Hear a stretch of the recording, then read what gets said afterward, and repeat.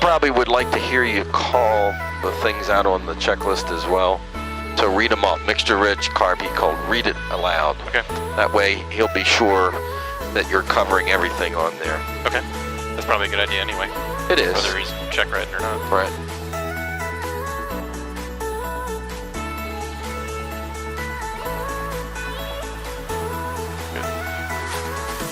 This thing been updated recently? Yeah, I just updated the card on it. Yeah. Okay. It's actually current right now till like Friday, but or Thursday. But it doesn't need to be current for the check ride because you're not flying IFR. Oh, okay. You can still use it VFR. It's only if you're going to go in the clouds and be IFR. Okay. That you need to have that current. So I can't use that as a sectional chart then? Is that what I understand for VFR? You can. Oh, you can, but only if it's And it is permitted for VFR purposes. The only reason you need to have an updated database is if you're going to use it for IFR. Really? Okay. Yes. Right. Now, he would expect you to have a current chart, and you can have that on an iPad or a paper. But you can still use this for navigation for VFR. Okay. If the database is out of date. Okay, makes sense. The way that the way they set the test is that anything in the airplane, unless it's been tagged out inoperative, you're expected to have ability to use. Right. So if you go start messing with the audio panel, and it's fair game for him to ask you questions about that. Okay, that's all I'm saying. Okay. He's not going to ask you questions about this box and this box or the GPS. He doesn't even want you to use the GPS. Probably. Oh, really? Okay. He wants you to use pilotage and dead reckoning and all that stuff. Okay. But I'm just saying that theoretically, anything that's in the airplane is fair game. Okay. Gotcha. All right. Like runway 4 today? Yeah, I was flying the Cub earlier, and I was flying on 4. The winds were kind of out of the east. Parking brake is set. Cabin doors closed and latched. Controls are free. And they are correct. Got my flight instruments here.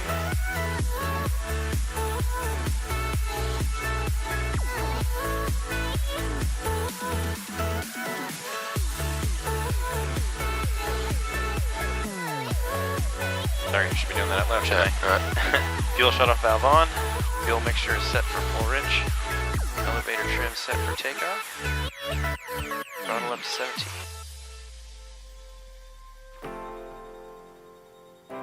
Check left magneto. Both. Right magneto. That's stumbling a little more than normal. It's probably okay. It's within 100. Okay. Both are back on. Check carburetor. Little dip. Yeah,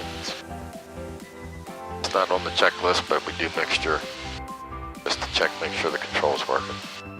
Okay. I think it is. Positive amps. Looks like it here. Positive suction. Radios are already set. Mode C is turned on. Turn on the flashing beacon, already turned on. Alright. Good. You know how when we pull out on the runway to 22, we do that little 270? Yeah. Assuming you're down at Bay Bridge when you pull out to take off on 28, do that. He likes that. He thinks that's a good evidence of conscientiousness, that you're looking for traffic, you know. He's complimented me on that as well. Oh, good. Okay. He also says I hardly ever see anybody check the mixture control on the pre-flight. Really? Yeah, you know, I'm just giving you some feedback from the other lessons that I've had. So I would pull out here. If I were going to do it, I'd pull out and do the 2670 right here. You know, just go right on around, so that way we're not pulling out on anybody before we taxi down to 4. Probably should have made a radio call though. Yeah. Yeah, you can tell we're back taxiing. False traffic, Cessna 48753 is back taxiing runway 4, false. Normally he does the tests down at Bay Bridge Airport, so we'll fly down there and meet him there about 9 or 9:30. Okay. And then, you know, you'll be finished by 4 or 4:30, something like that. So you're required to go down there with me then, huh? No, I'm not, but Oh, I okay. usually go if I can make it. There's two reasons I go. One, the most important one is I want you to have the support. But the second one is if there's anything inadequate in my endorsements or anything wrong with your application, we can fix it. Oh, okay. Right on the spot. Okay. That makes sense, I guess. And if not, you could get turned refused just because the paperwork wasn't right. That's not really your fault. That's my fault.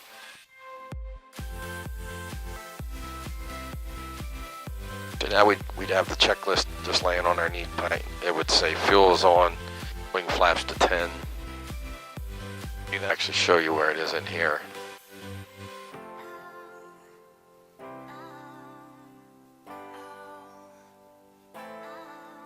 Fuel's on, flaps to 10, mixture rich, throttle will be full when we're ready to go, carb heat's cold, trim set for takeoff, landing light on. That's it. All right. Okay, very good. How'd you get to that? Oh, you go to aux, so you go to the next page, or first page, it's checklist, you highlight that and hit enter, then select takeoff. Gotcha. You could do it on the box, but it's a pain in the ass. We'll have a piece of paper on the keyboard, right?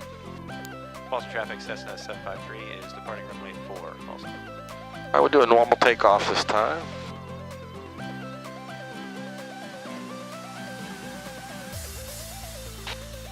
Got positive oil pressure. RPM look good. PM looks good. Airspeed's alive. Airspeed's alive.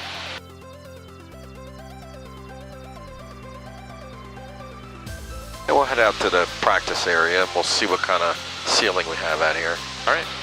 All right, so let's climb up to, say, 2,500, unless you can't go that high. Okay. It actually looks a little higher than I was thinking it was. Yeah. To get up here. Visibility's not great, but, you know, it's tolerable. Yeah. Probably 6 or 7, maybe. That's Maybe what I 6. guess, Yeah. yeah. I think they were calling it 2,000 broken in Martin. All right, let's start out with a steep turn to the left. We want a 45-degree angle of bank. You're going to be expected to maintain altitude within plus or minus 100 feet. Oh wow. Okay. And expected to roll out on a heading within 10 degrees. Okay. Oh, yeah, we are getting into the clouds here a little bit. All right. You can go ahead and make a turn now. Yeah, I think you're good.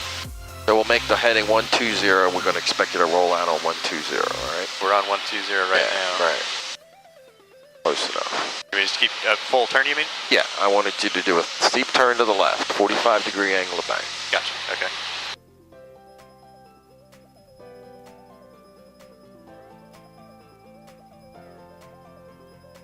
Try to maintain 2,000. That's about a 30-degree angle of bank.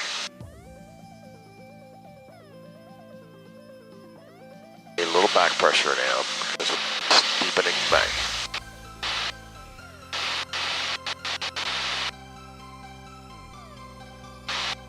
A little steeper angle of bank. When you do that, you'll need more back pressure.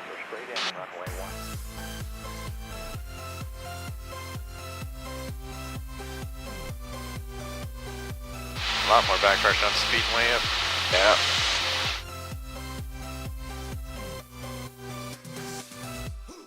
So remember the rollout, you start your rollout 1/3 of the degrees of the angle of bank. So for a 45-degree angle of bank, you want to start your rollout 15 degrees before you're targeted. Okay, let's try one to the right. All right. Clear right.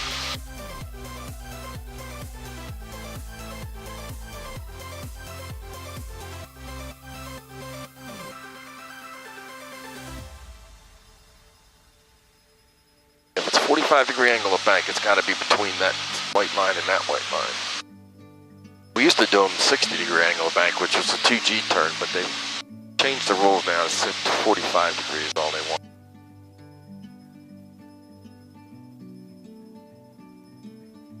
A little more back pressure.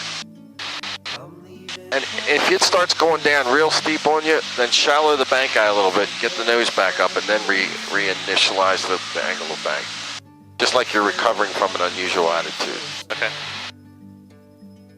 Didn't make it all the way to 120. Right there, yeah.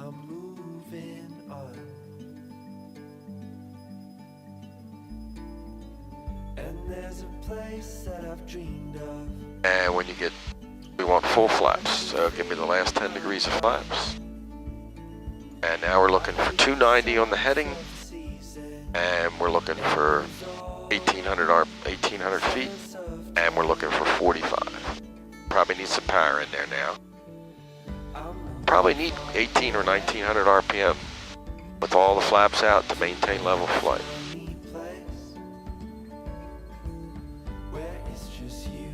Back up to 18. Let's make it 17's good. 17's fine. Yeah. All right, now we want to be able to make shallow turns without the stall warner coming on. So make a turn to the right, just very shallow angle of bank, little rudder in there, get the rudder coordinated. He's going to want to see that, right? You want that ball in the middle. Especially if you're near a stall, because if the ball's outside the middle, you're increasing the risk of a spin. Okay, like just a touch more power, a little more pitch up. All right, let's level off. All right, let's go ahead and do a stall straight ahead. So bring the power back to idle. Hold the nose up on the horizon till it stalls. Pull, you're gonna have to pull back pretty hard. They want to see a full stall. Stall warner. There it is, full power, full power. Carburetor heat off, get your airspeed back, and then recover. There you go. Okay, bleed the flaps off. Gently. That's good. Establish a climb now. A little bit more climb, about 60 knots. Okay, that's good.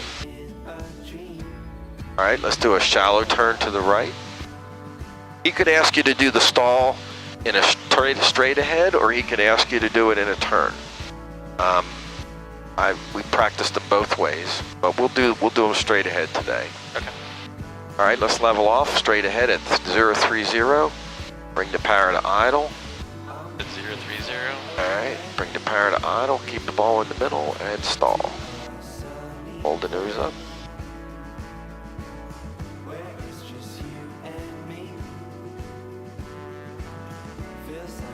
There's the stall. Recover. Full power. Carb heat off. Okay, get your airspeed back, establish a climb, and bleed the flaps off 10 degrees at a time. We got to establish a climb. And we're getting close to the ground. The assumption is we got to recover. Yeah. Now we recovered at 1,500 feet, so we did it. You can take the rest of the flaps up. That wasn't too bad. But you would actually do this at a higher altitude. I'd start at 2,500 minimum. Right. Okay. Okay, we're kind of cheating a little bit today because of the conditions, but we got plenty of altitude, so we're not at risk, you know. And let's do another clearing turn. So let's go 90 degrees to the left and 90 degrees to the right. Do you want a hard turn or no, just a normal turn. We're just clearing the airplane. Make sure there's nobody in the area. And he's going to want to see that that you do clearing turns before you do slow flight and stalls. Okay. And you know, if you've just done a clearing turn and then you did slow flight, you did one stall, and then he says, "Now give me a takeoff and departure stall." You know, I would say to him, "Well, I'll do another clearing turn, just so that you know we're sure there's nobody in the area." All right, come back to the right now, 90 degrees. Kind of in and out of the cloud here.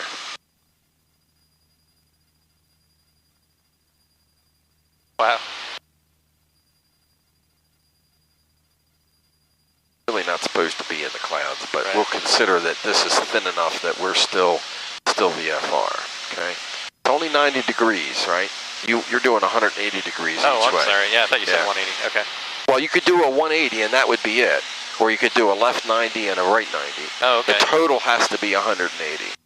Gotcha. I misunderstood. I thought you said I could do a 360 or two 180s. Okay. But in order for a clearing turn to comply, it has to have a total change of direction of 180 degrees. Gotcha. All right, now for takeoff and departure stall, we're going to do this one at less than full power. The book says you got to have at least 65% power So I'd have to look in the book and see that. I think if we use 2,000 RPM for 2,100, that's plenty. Because otherwise you're going to be so pointed up in the air, so high. So we're pretty good clear right now, so give me some carb heat. Okay, bring the power back to 1,500, get her slowed down. But no flaps this time, because we're doing this in the takeoff configuration. Oh, okay. And when you got about 70, then bring the power to 2,000 and pull the nose up till it stalls. Try to maintain your heading. Helicopter 0, Lima Kilo, base to final runway 24, Gettysburg. All right, give me 2,000 RPM now. 2,000 RPM. It's going to be a pretty steep. You're going to need some right rudder in there to keep the ball in the middle. But just pull the nose up till she stalls. And we're getting, imagine we're taking off and we get the nose too steep and we stall. Wow, this is steep. Yeah, you can see that's why we don't use full power. If we did, it'd be really steep. Okay, there it is. That's the stall. Recover. Full, push the wheel forward. Full power. Carb heat off. Establish the climb. Looks good. Not bad. And you know, when we stall, you get that buffet. Feel that little, and then the nose will drop. That's the onset of the full stall. Let the nose come down. Get your airspeed back, and then try to reestablish a climb. When you got all the flaps out, obviously you got a lot more drag going on. When you're doing it in a takeoff and departure stall, you don't have to worry about retracting the flaps. Just get your power in, and then get that climb going again. Again, Gotcha. the goal is we've stalled. We're trying to recover, and the assumption is if we're near close to the ground, I'd like to establish a climb. Okay. All right, we just did a 180-degree turn. So let's go ahead and slow the airplane down to about 1,500 RPM. Get your airspeed back to about 60, and when you get to 60, come back to 2,000 RPM and do another takeoff and departure stall. Okay. Don't go any lower. Okay.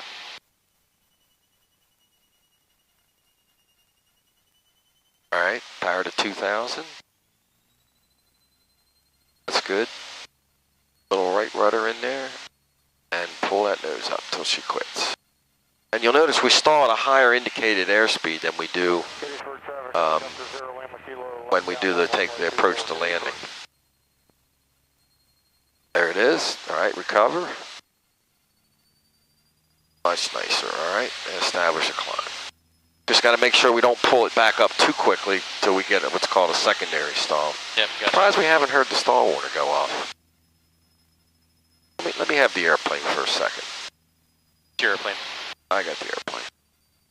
Oh, that's the other thing. If he does want to take the controls, and he might, because he wants to show you something, make sure you always have a positive exchange of the controls. Says it's my airplane, you say it's your airplane, you know, or I'd like to take the control. Okay, you have the controls. Yeah. That way, no question about it. See if we can get her slowed down here. Okay, we got flap speed. He's going to try and get the stall horn to go off. Let's see if I can. Yeah, I don't know why we haven't heard it. I mean, when we tested on the ground and it works. Yeah, I'll hear it. Noise canceling headphones.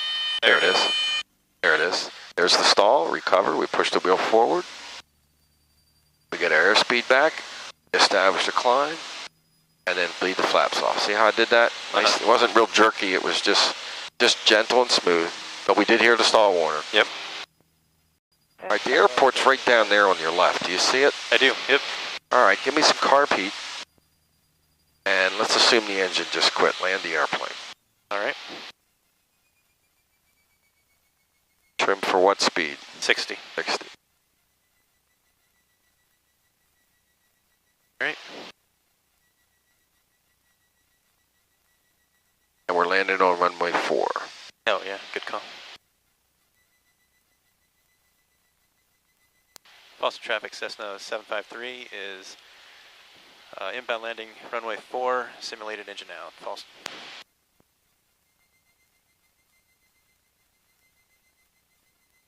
probably would have said I'm over the runway instead of inbound landing, but nevertheless, it was good that you made the call. All right, we've got 1,000 to go.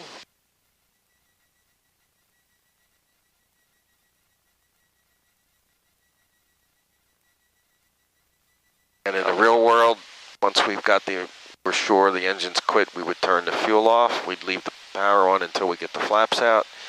And when we finally do that, we'd turn the power off, and then we would pop the door to anticipate that we might have a crash and jam the door. I'm not going to make this, am I? Yeah, probably not.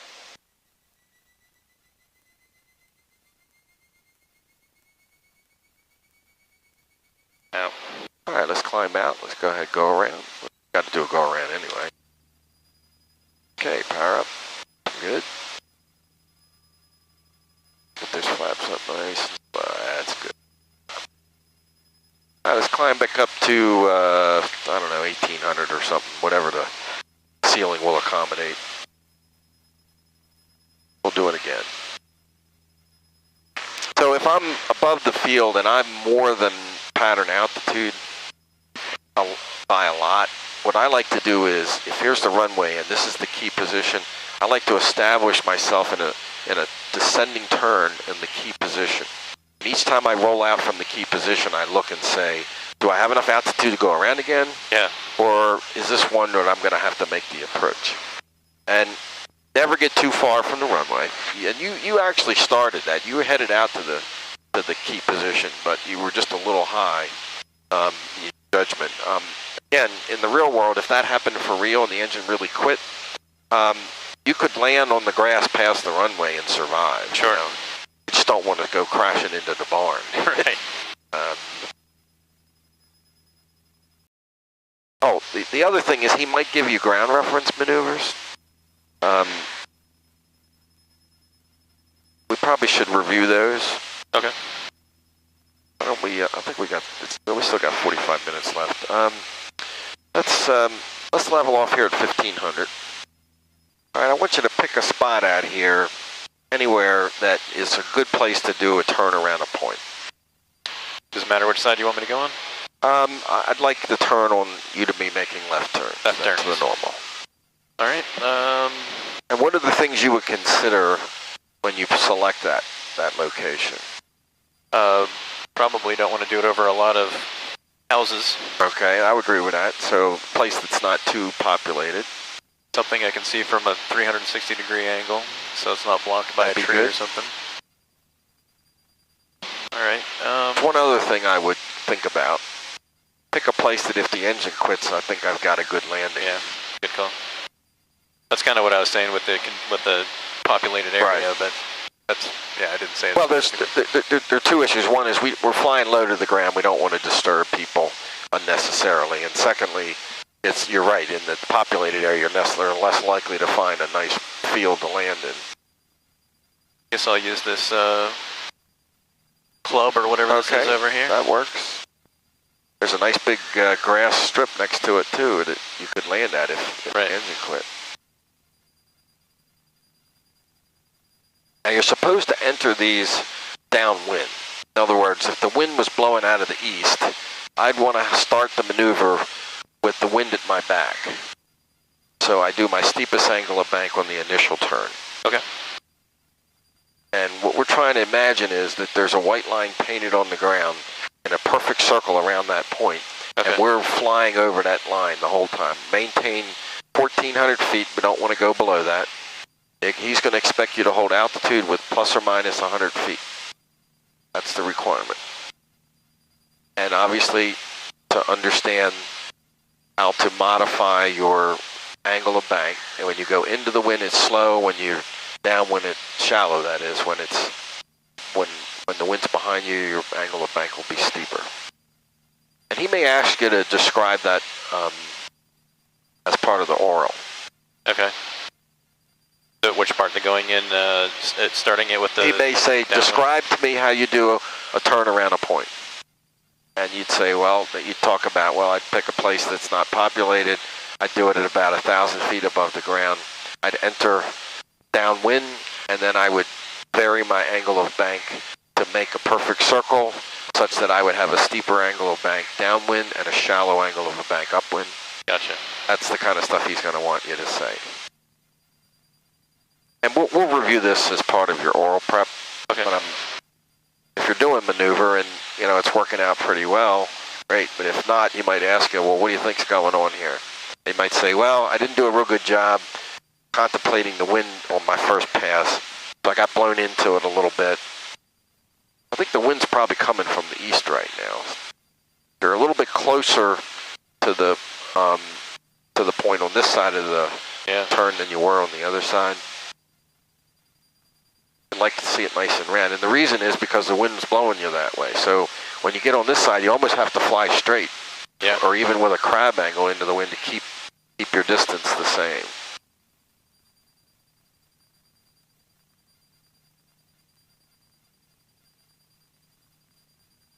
Yeah, part of the issue here I'm seeing is that I'm comparing it using the wing, I think, as a reference point, and that's probably not a good thing. No, that's a different maneuver. That's called a turn on a point. That's a commercial maneuver. Okay. It's a very different maneuver. Don't worry about whether the wing's pointing at the... Right. That's not relevant. It's are you turning, are you making a nice circle on the ground? In order to do the wing on the thing, there's a thing called a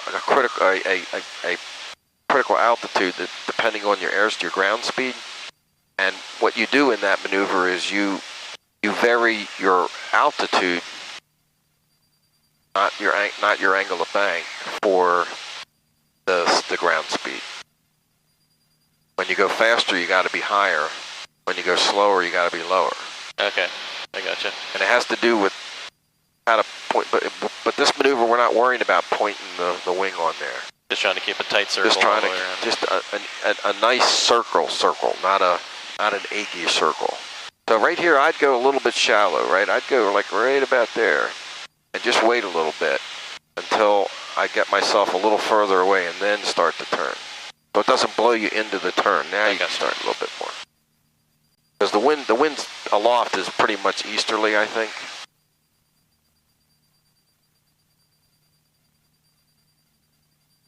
Not a whole lot of wind today, though. Right. Thankfully.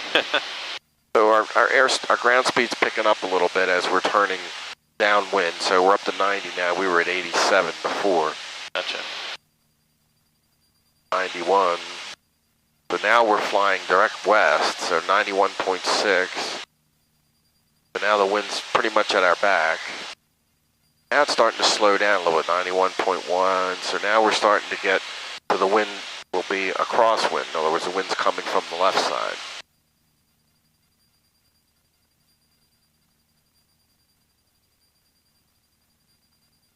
Watch your altitude. Gotta keep it at 1400.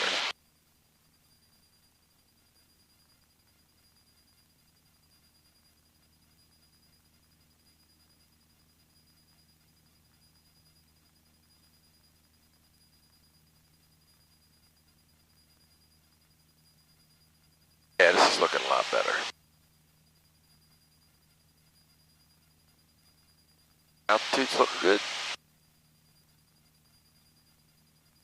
Okay, now our ground speed's down to 86.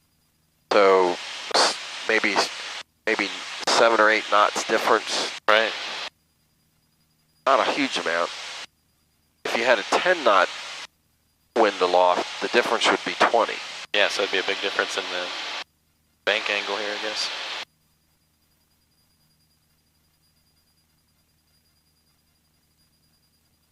Yeah, this is looking much nicer, rounder circle. So when we get up here to Route 24, we're going to do S-turns across the road. Do you remember those? Yep. And I'll make them nice and semicircle. We start the maneuver by crossing the road at exactly 90 degrees. And we're kind of not, come back to the right just a little bit. I'm looking at this side where it kind of bends, I think. Yeah, okay. Well, we'll start the maneuver to the right. Okay. We want to maintain 1400. altitude. Alright, there you go. You can start to turn. Keep in mind the wind's probably in our face now, so the shot would be fairly shallow on this side. And then as you start, as it starts pushing you back towards the road, then you'd have to increase your angle of bank. And you want to make this turn so that when you cross the road, the wings go level, and you go back into the other one. Wings should be, when you go level, the wings should be perfectly parallel to the road. Increase your angle of bank here. A little bit more. There, now it's coming around. See how it's coming around? Got it, yep. Yeah, that's looking good. Okay, you roll out, you'll be right over the road with the wings, perfect. Then we'll go into the next one. So this one I should be turning quick to start and then... A little steeper, yeah, right. A little steeper to start and then shallower on the back end. It's not a big difference, but just because the wind's not that strong.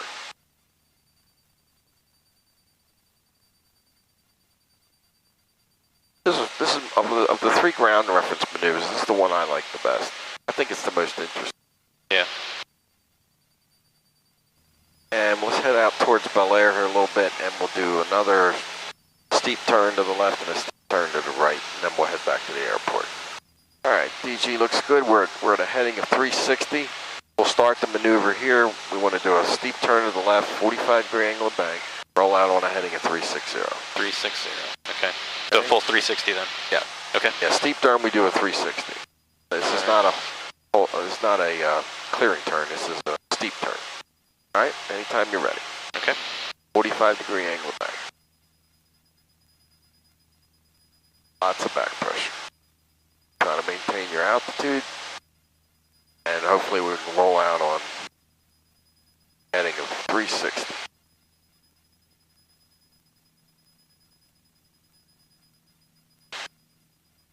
Degree angle of bank is about a 60% more weight, not a 2G, about a 1.6G.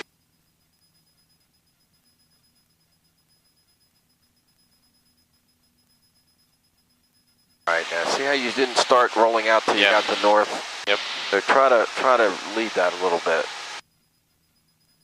In the clouds here again. We're all right. All right, give me one to the right. All right.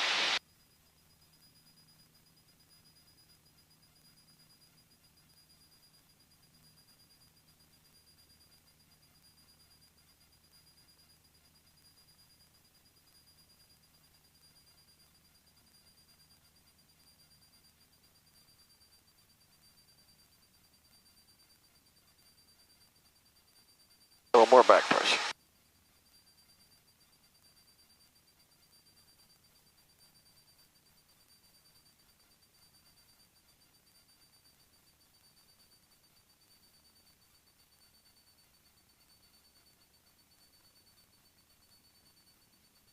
I rolled out a little early on that one.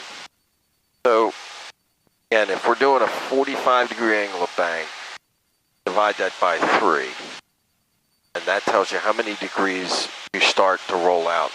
Okay, so 15 degrees early. 15, right. Yeah. False traffic, Cessna 753 is over the airfield, simulated engine out. False.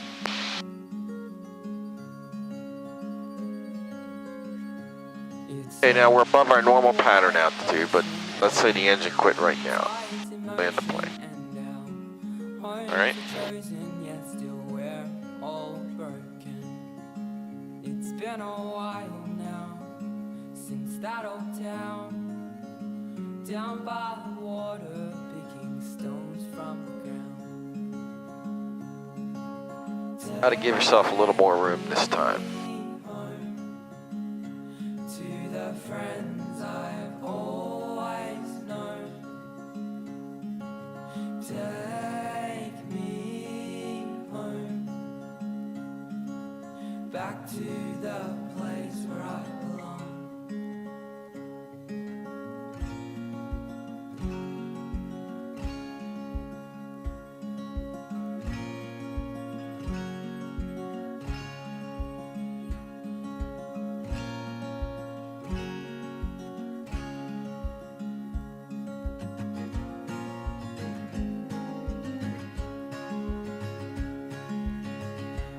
distant coastline where it subsides, washed away with that ocean's tide.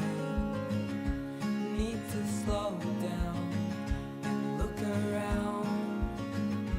Not that far from that. But pretty good now. Like this one.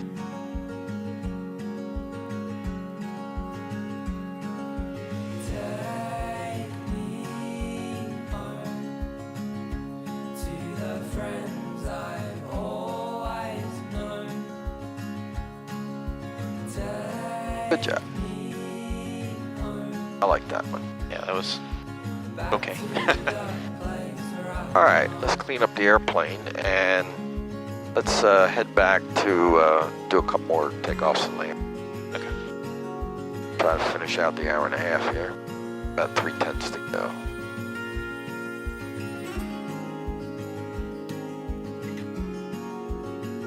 I know it's a real fine point, but if we're on left traffic, I generally like to turn towards the traffic on the runway so I can see the airplane on downwind. Oh, I see. I got you. It's a nit, but most people don't pay attention. It's just a fine point.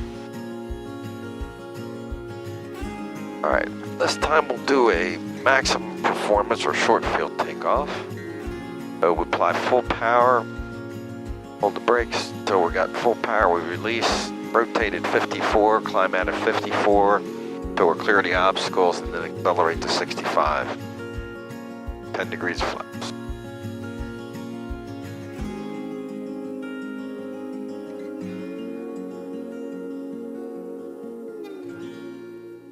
Alright, flaps at 10. I'll pull on. Flaps at 10. Full winch. Carb heat off. Elevator trim set. Hold brakes. Full power.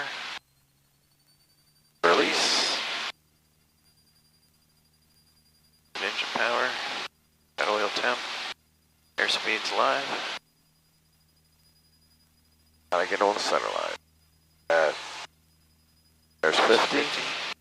54. Jumps right off the runway, doesn't it? Look at that. Nice job. Once we got all the obstacles clear, we can accelerate to 65. Fuel's on. Flaps full. Rich. Carb heat on. Boston traffic, Cessna 753 is on left. Downwind, runway 4, Boston. Alright, we'll do a short field landing. We want 54 on the final. You got to come in at enough of an angle so that you would clear the obstacles near the end of the runway and then flare and touch down. Okay. Don't have a lot of wind today, so I have to plan accordingly. If you got a lot of wind, you can really come in steep, you know. Be a little more gradual today.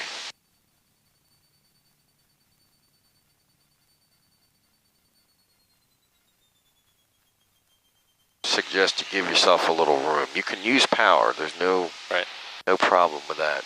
But if you come in too high and you got the power all the way back, then you're gonna land long.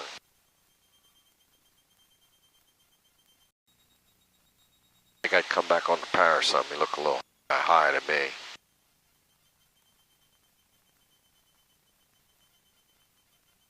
Yeah, you gotta come back all the way on the power probably. Made the rest of the flaps, get her slowed to 54 now.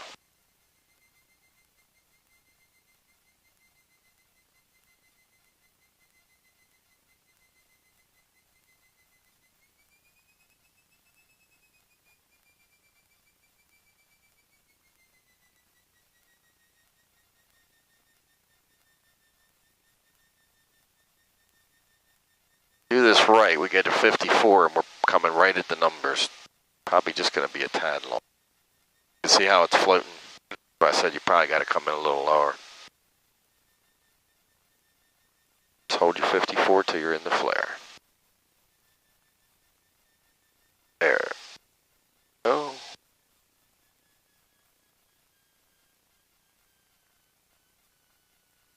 On the brakes a little bit. Yeah. The technique was perfect. Everything was great except we were landing too long. We need to be closer to the end of the runway to really simulate that it's a true short field. Gotcha. Yep. Let's go do another one. Okay, this time we're going to do a soft field takeoff. So let's simulate that we're on the grass. So we'll put the flaps to 10. Here, clean up the carb heat there. And get the nose, get the wheel all the way back. All the way back. Just come back on the power a little bit. But imagine that you're having to carry a little bit of power to overcome the drag of the wheels dragging in the soft mud or turf or whatever you landed on.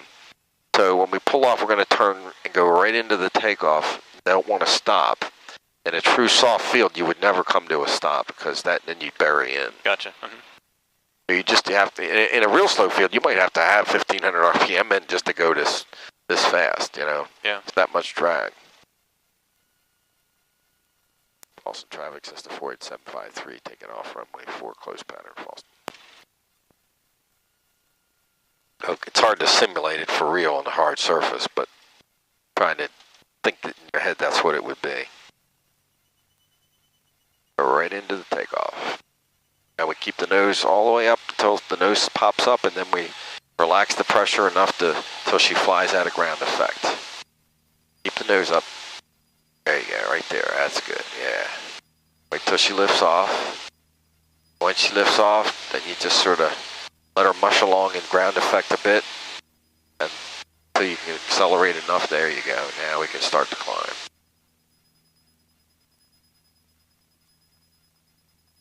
Nice job.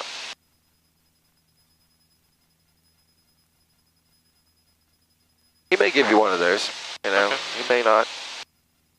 He's not obligated to do everything, but with the new Airman Certification Standards, they've gotten more on the examiners to cover all the material comprehensively.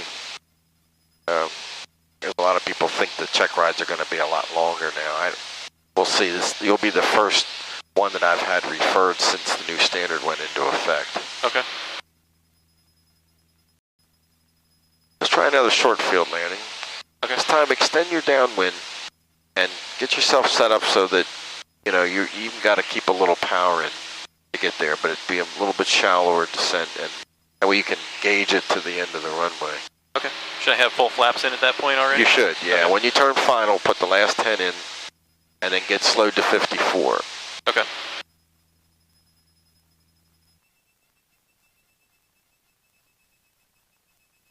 A little less power.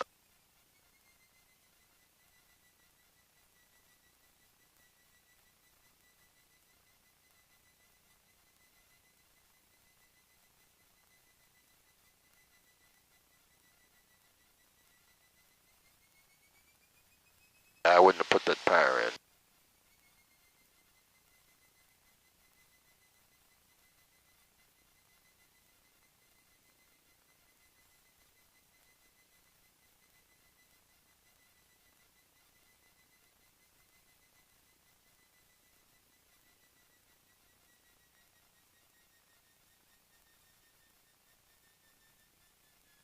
And you would hit on the brakes.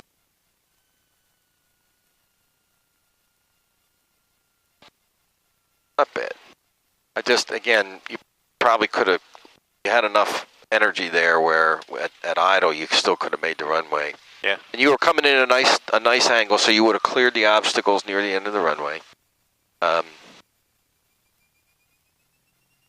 your speed control was great, and you were right on the center line. All that was goodness. So on those, I was aiming for the number. Should I be aiming back a little bit farther, you think, well, or does it matter? Theoretically, you can't touch down before the numbers, right? If that's right. A displaced threshold. But assuming there's no obstruction that would prevent you from it, you could start your flare a little bit over them, over the end of the runway, and then by the time you're ready to touch down, you'd be at the number.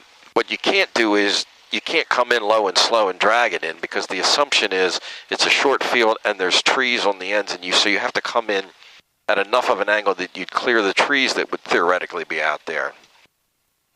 You can't come in low and slow and drag it in, cut the power and touch down. Gotcha. That wouldn't be a legitimate short field landing. Gotcha. Okay. Unless you were landing on a short field where there were no obstructions, then you could do it.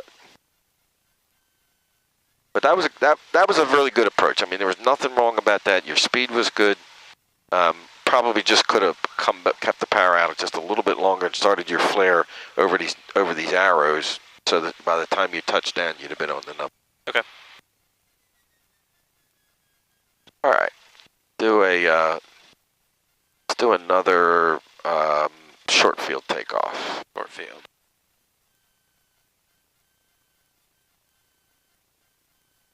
Flaps to 10.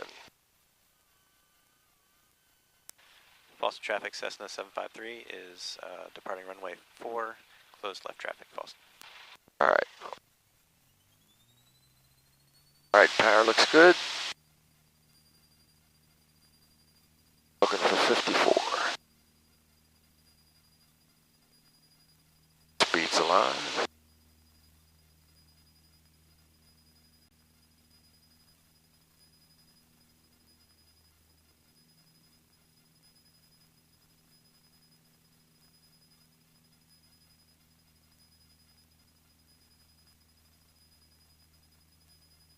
All right, we've cleared the obstacles. Start to shallow it out. Build your speed up to your normal climb speed.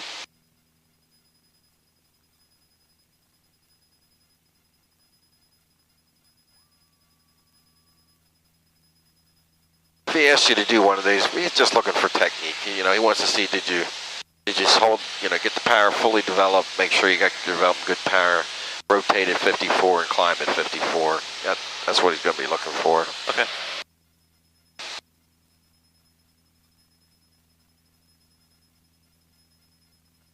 And I would say it out loud. All right, but we'll use full power, hold the brakes till we know we're developing full power release. We're going to rotate and climb out at 54 till we're clear of the obstacles. Okay. That way he knows, you know, if in his mind he's thinking it should be 60 and you're doing 54, at least you've told him, no, 54 is what I'm going to be shooting for. He could argue with you whether that's what you should do, but the book says 54. Okay, gotcha.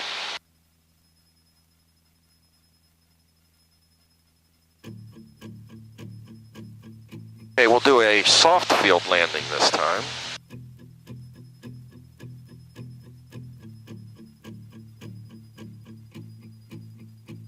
Soft field takeoff, climb speed 54.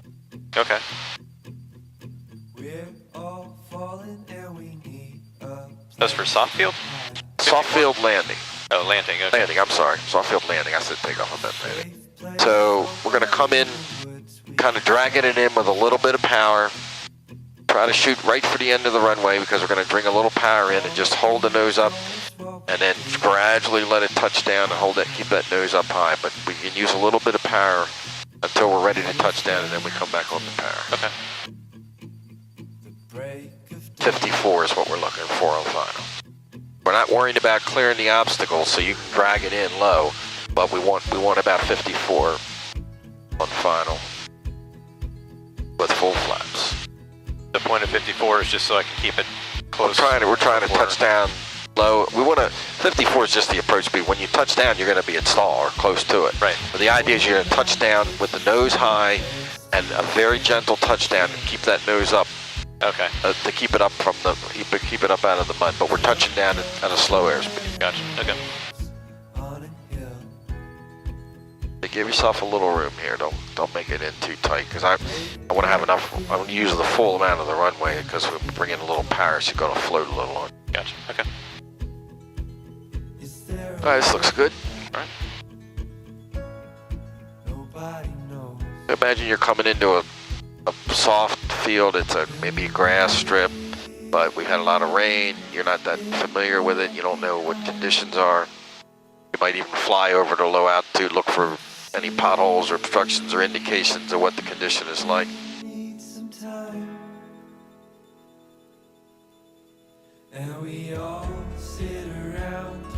Obviously, if you were going to have to land in the grass and the engine had quit, it's a different issue. There, we're just trying to get it on the ground. Here, we're trying to do the technique correctly. All right, give me the rest of the flaps. Bang, let's get her slowed down to 54. Come back on your power a little bit now. We'll put the power in at the end. 54, this is looking pretty good. Keep it at 54.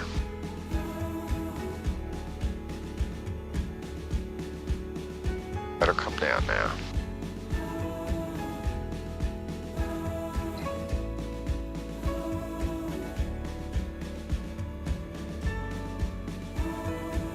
That's enough power. Now hold her off. Hold it off. Let her come down and touch. Oh, keep the nose up now. Come back on the power. We want to go all the way back there. All the way back, okay. Yeah. And the idea is that we're trying to, we'll go ahead and finish up now. Okay. We're trying to touch down as softly as we can, but with the nose up in the air, so that there's no chance the nose will dig in and bury us in the mud. Okay. And when you touch down and you actually hit the soft grass, initially you'll feel a lot of drag. It'll slow you down, so you actually need to come in with some power then to keep moving. You know, the goal is don't stop on the soft field. Keep moving. You're less likely to get mired in the muck if you keep moving until you get to a place where it looks like it's drier or firmer. Gotcha. Okay.